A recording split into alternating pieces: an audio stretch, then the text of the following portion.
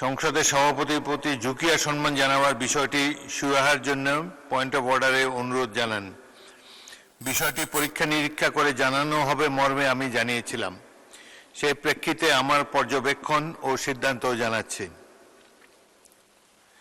কার্যপ্রণালী বিধিতে এই সংক্রান্ত বিধি 267(1) নিম্নরূপ।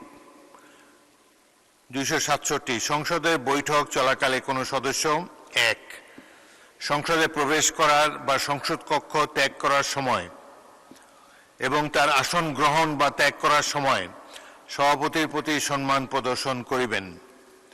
উক্ত বিধিটি 2006 সালে সংশোধন করে ঝুঁকিয়া শব্দটি বাদ দেওয়া হয়েছে।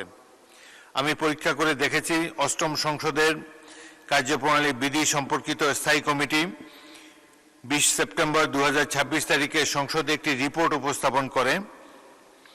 রিপোর্টটি 26 সেপ্টেম্বর 2006 তারিখে সংসদে বিবেচিত ও গৃহীত হয়, যার মধ্যে 267(1) বিধির উক্ত সংশোধনীটি অন্তর্ভুক্ত ছিল।